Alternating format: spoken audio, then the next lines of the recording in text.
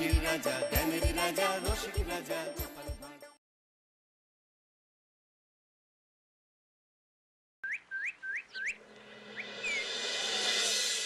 কি গিন্নি, এই কটা ভাতে কি পেট ভরবে? ও যা ভাত আছে না, ওটা বেড়াল ডিগোতে পারবে না। হ্যাঁ, আরে বাবা, আমি আর বেড়াল এক হলো? এই খাও তো।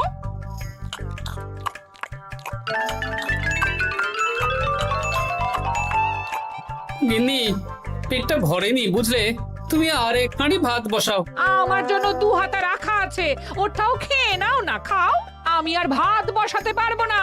এখন উনুন ধরাও, আঁচ দাও, ভাত বসাও। আহ, আরে তোমারটা তুমি খেয়ে নাও না। তুমি তো জানো আমার এইটুকু খাবার পোষায় না। তারপর তুমি আজকে ওই ওলের ঝোলটা যা বানিয়েছিলে না, আহা। খাই খাই খাই খাই করে আমার জীবনটাও খেয়ে ফেললে গো। আরে বাবা, ভগবান এই পেট দিয়েছে কিসের জন্য? এত খাটাখাটনি, সবকিছুই তো এর জন্য নাকি? হ্যাঁ,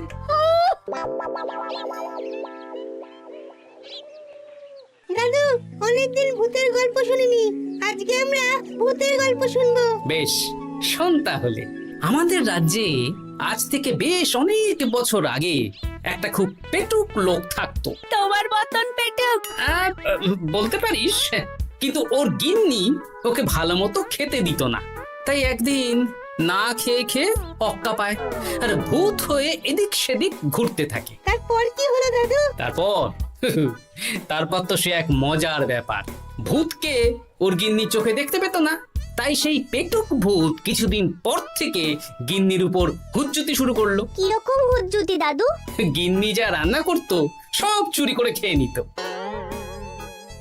এই এসব উল্টো পাল্টা কথা বলে আমাকে ভয় দেখাতে পারবে না। হ্যাঁ, এই যে তোরা চটপট খেয়ে নে, নইলে তোদের দাদু আবার ভাগ বসাবে রে। খা। আচ্ছা দিদা। এই শোনো না, তুমি আমার জন্যেও আরো কয়েকটা বেগুনি ভাজো। হ্যাঁ, এই তো একটু আগে 4টে বেগুনি আর 1 বাটি মুড়ি দিলাম। হ্যাঁ, আরে সেগুলো তো পেটের কোন কোনায় হারিয়ে গেছে গিন্নি। তুমি ভাবো আমিও হারিয়ে গেছি? বেশি খিদে পেলে নিজে রান্না করে খাও। আর সে তুমি না থাকলে আমি রান্না করেই খেতাম। দিদা, দাদু কিন্তু তোমাকে চলে যেতে বললো। কি বললে? আমি চলে যাব? আরে তাহলে তাই হবে। এই গুলটে, তুই এসব কি বলছিস বলতো? গুছিয়ে বিদায় নিচ্ছি। আরে আরে আরে, কোথায় চলে যেতে বললাম গিন্নি? হয়েছি আর না, আজকেই আমি বাপের বাড়ি চলে যাব। হ্যাঁ, এই দেখো, আমি কোথায় চলে যেতে বললাম? তোমার মনের কথা আমি বুঝে গেছি। এই দেখো, থাকবো না এই পোড়ার মুখ সংসারে। যা। লক্ষ্মী সোনা রাগ করেছে। হাওয়া গরম আছে, চল এখান থেকে বেগুনি নিয়ে এখন কেটে পড়ি। এই সামান্য ব্যাপারে রাগ করার কি আছে বলো তো? এবার নিজের সংসার নিয়ে নিজে থাকো, সারাদিন শুধু খাই খাই আর খাই খাই। নাও এবার ঠেলা সামলাও। ভুল করেও আমাকে বাপের বাড়িতে ডাকতে যাবে না বলে দিচ্ছি। যদি যাও তাহলে আমার থেকে খারাপ কেউ হবে না, এই বলে দিলাম। ওগো, তুমি আমায় ছেড়ে চলে গেলে গো, এবার আমি কার কাছে বায়না করবো গো?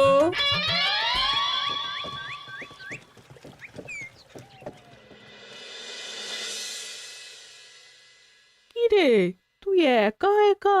জামাই কোথায়? তোমাদের জামাইকে ছেড়ে চলে এসেছি। এ মা, তুমি কি থাকতে দেবে না আমি চলে যাব? এসব আবার কি কথা বলছিস তুই? হ্যাঁ, এ তো তোরও বাড়ি। আমাদের ভাত ডাল জুটলে তোরও জুটবে। কি হয়েছে রে দিদি? দিন রাত খেটে খেটে কয়লার মতো পুড়ে যাচ্ছি, আর ওনার বায়না শেষ নেই। সারাদিন শুধু খাই খাই আর খাই খাই। এবার বুঝবে জামাই বাবু। হ্যাঁ, নিজে হাত পুড়িয়ে রান্না করার ঠেলা।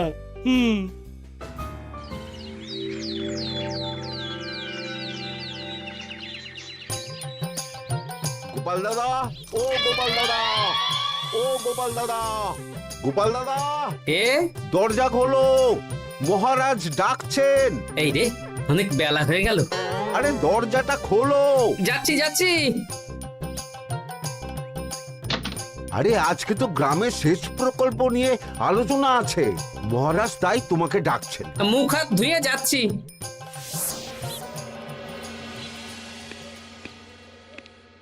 দেখুন মহারাজ, দেখুন, এত বেলায় গোপাল এলো।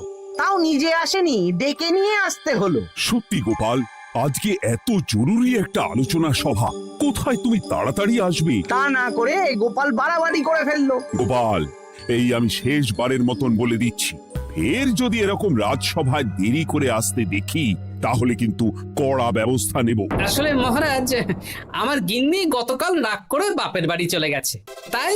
বেশ হয়েছে। আচ্ছা, যে জন্য আজকের আলোচনা সভা ডাকা হয়েছে সেটা হলো আমাদের রাজ্যের দক্ষিণে একটা সেচের জন্য পুকুর খনন করা হচ্ছে।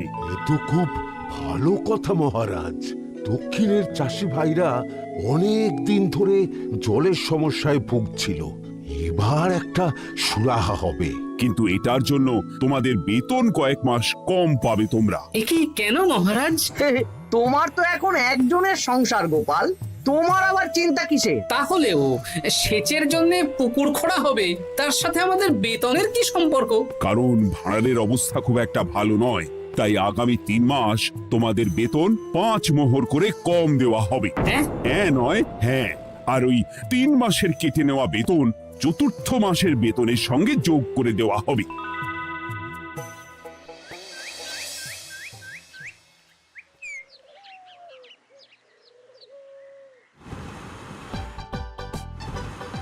কি দাদু, এ তোমার চোখ মুখের কি অবস্থা? কালি ঝুলি মেখে ভূত। কি আর করবো বল, এসব কি আমার কাজ রে? কালকে ভূতের গল্প শোনাচ্ছিলে, আজকে নিজেই ভূত সেজে বসে আছো।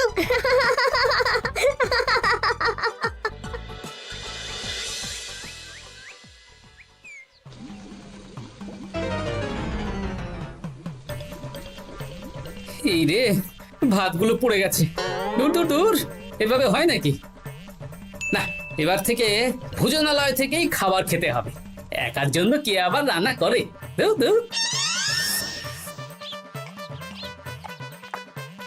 কি গোপাল দাদা, তুমিও আমার মতন ভোজনালয়ে খাচ্ছ? আমার না হয় বাড়িতে রান্না করার কেউ নেই। আমারও নেই, যে ছিল সে ছেড়ে চলে গেছে। ভাই, আর একটু ভাত দেবে? গোপাল দাদা, ভাত আর হবে না গো, আরো কয়েকজন দৈনিক খদ্দের আসবে, তাদের জন্য রেখে দিয়েছি। তাহলে কি আর করা যাবে? একটু একটু ওই তরকারি একটা শাল পাতায় মুড়ে দে, বাড়িতে গিয়ে মুড়ি দিয়ে খাবো। আচ্ছা, তা দিচ্ছি। তুমি খাওয়া হয়ে গেলে হাত মুখ ধুয়ে নাও। আচ্ছা গোপাল দাদা, গিন্নিমা চলিয়ে গেল কেন? সে তোর গিন্নিমাকে গিয়ে জিজ্ঞেস কর। সে তো জিজ্ঞেস করতেই হবে, তোমার মতো একটা ভালো মানুষকে ছেড়ে চলিয়ে গেছে।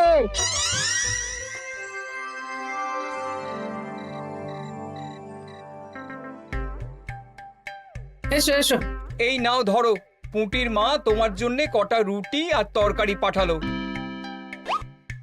শুনলাম তুমি বাইরে ভোজনালয় খাচ্ছ। কি আর করবো বলো, একদিনই ঘর দুয়ারের একই অবস্থা করেছো গো গোপাল দাদা।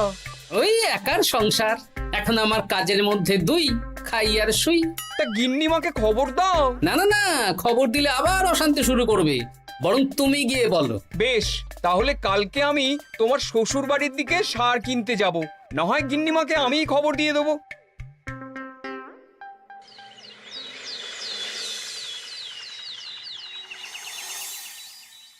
বাড়ি ঘর গোছালো, তাতে আমি কি করতে পারি?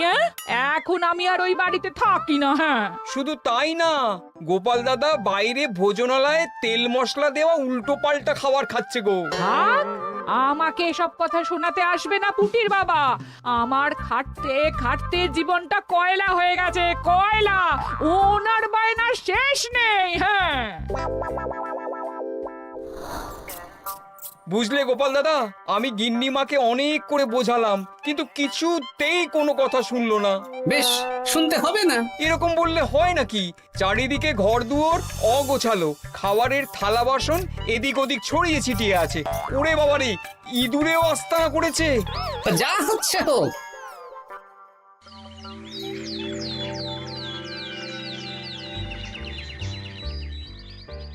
ভোলা, আটটা কচুরি দাও তো ঝটপট, খেয়ে রাজসভায় চলে যাব।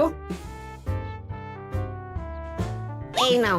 ও গোপাল দাদা, শুনলাম নাকি গিন্নিমা বাড়ি ছেড়ে চলে গেছেন? হ্যাঁ, ঠিকই শুনেছো। তাই বাইরের খাবার খেয়ে কতদিন কাটাবে? এভাবে তো তোমার শরীর খারাপ করবে।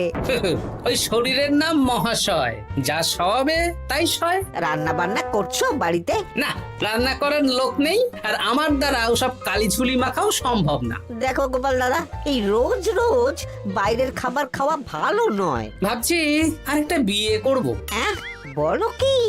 গিন্নিমা জানলে তো? জানলে জানুক, ও তো এখন আর আমার কেউ নয়। গোপাল দাদা আরেকটা বিয়ে করবে? না না না না না, গিন্নিমাকে বলতেই হবে ব্যাপারটা।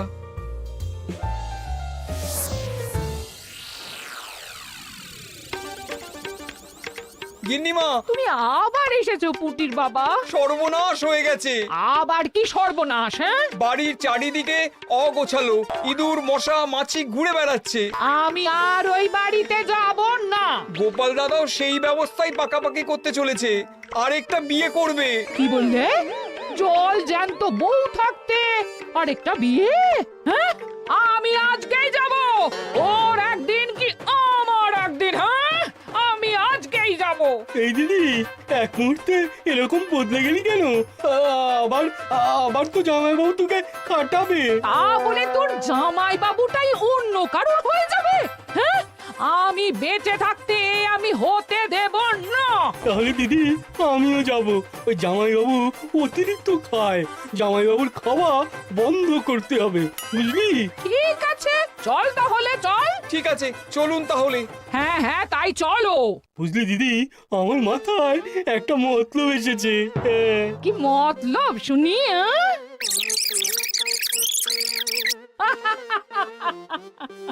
এই বেশ তো বেশ, এতে যদি তোর জামাই বাবুর অতিরিক্ত খাওয়া কমে তাহলে তো ভালোই কথা। হ্যাঁ, কিন্তু খুব সাবধান, গোপাল দাদার নজর কিন্তু বাজ পাখির নজর। তাহলে যাওয়ার পথে একটা সাজঘর হয়ে যেতে হবে। হ্যাঁ, তাড়াতাড়ি চলুন, রাতে মনে হয় ঝেঁপে বৃষ্টি হবে।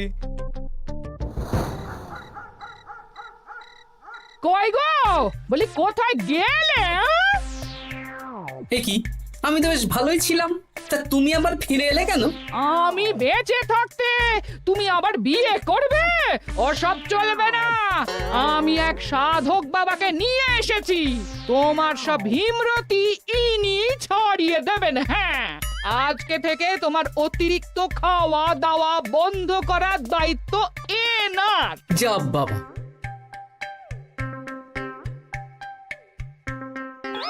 কি করেছো গো? হ্যাঁ, ঘর দুয়ার তো পুরো শ্মশান হয়ে গেছে গো। এখন আবার তোমার ঘর তুমি পরিষ্কার করো। সে করছি, তুমি যাও বাজার করে নিয়ে এসো। ভোলার দোকান থেকে বেশি করে ছানা আনবে, আর রাতে ছানার বড়া করে তরকারি বানাবো। হ্যাঁ, আহা, কতদিন খাইনি, এক্ষুনি যাচ্ছি। তাড়াতাড়ি যাও, তাড়াতাড়ি যাও। মেঘ ডাকছে, রাতে বৃষ্টি হবে। আমি এই ঘর গুছিয়ে রান্না বসাচ্ছি গো। বলো কি গোপাল দাদা, গিন্নিমা ফিরে এসেছেন? হ্যাঁ, সকালে তোমার দোকানে বলেছিলাম না বিয়ে করব, সেটা নিশ্চয়ই কেউ শুনে গিন্নির কানে দিয়েছে। ব্যাস, ঘরের বউ ঘরে চলে এলো। সকালে যখন তোমাকে আমি ওই কচুরি দিচ্ছিলাম, তখন তো ওই পুঁটির বাবাকে দোকানের সামনে দিয়ে হেঁটে যেতে দেখেছিলাম। তাহলে পুঁটির বাবাই খবর দিয়েছে, ভালোই হয়েছে। যাই হোক, আমাকে ওই 500 গ্রাম মতো ছানা দাও তো, গিন্নি ছানার বড়া দিয়ে তরকারি করবে। ভালো তো, ভালো তো, তোমরা ওই কর্তা গিন্নি একসাথে খাবে। আবার কোন সাধককে নিয়ে এসেছে যে আবার খাবার খাওয়া নিয়ন্ত্রণ করবে? দেখো কি করে তোমাকে সামলায়। এই নাও।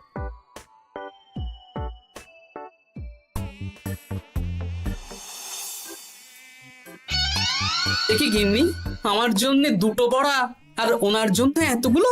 বেশি খেলে তোমার চেহারা ঠিক হবে না বৎস, তোমাকে রোগা হতে হবে, তাই কম খেতে হবে, বুঝলে? ঠিক আছে, আপনাকে আমি মজা দেখাচ্ছি।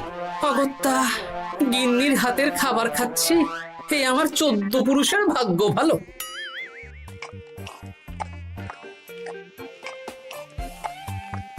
বাবা আপনাকে আরেকটু তরকারি দিই বাবা। দে মা দে। আমাকে দাও। একদম না, বলেছি না তোকে রোগা হতে হবে। হ্যাঁ, কি মশা রে তোদের বাড়িতে। আরে রে, নকল গুফ, মশা যাওয়ার আগে আপনাকে আমি তাড়াবো। এই কদিন চারদিকে সব ছড়িয়ে ছিটিয়ে নোংরা করেছে, মশা মাছি এত তাড়াতাড়ি যাবে না। হ্যাঁ, আমার খাওয়া হয়ে গেছে, আমি উঠলাম। আপনি ভালো করে খান কেমন?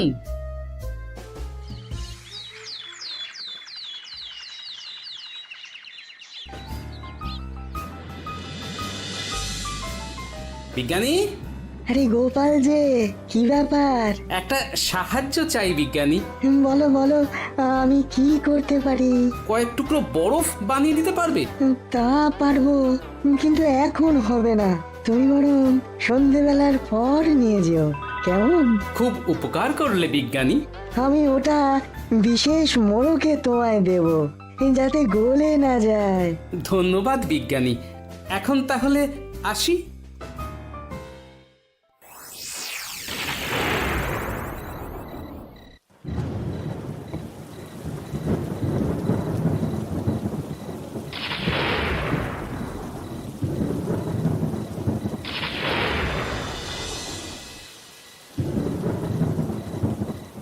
ভালো করেছিস বাবা, যা মশার উৎপাত, মশারি ছাড়া ঘুমোনো যাবে না। কথায় আছে সেবাই পরম ধর্ম, তাই একটু ধর্মকর্ম করছি আর কি।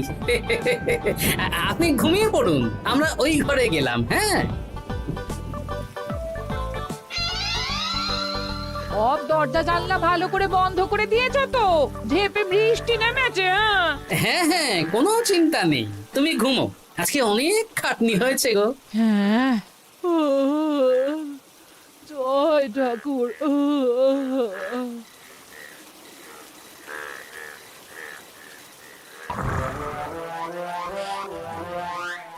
এই তো গিন্নিও ঘুমিয়েছে, এবার আসল কাজ শুরু হবে।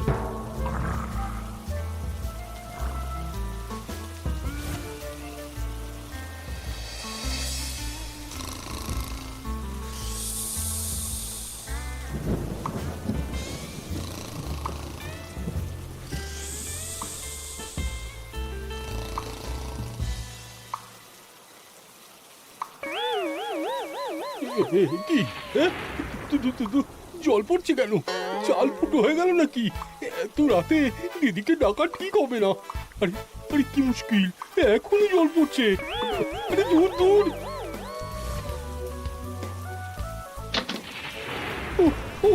বাপরে বাপ।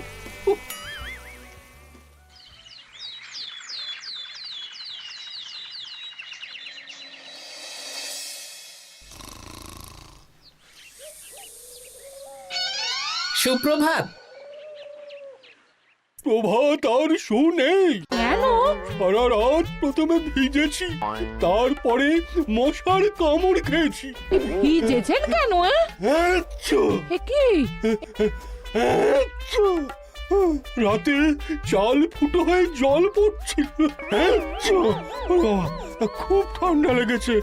একটু একটু মধু আর তুলসী পাতা দে, একটু খাই। এই দিচ্ছি বাবা।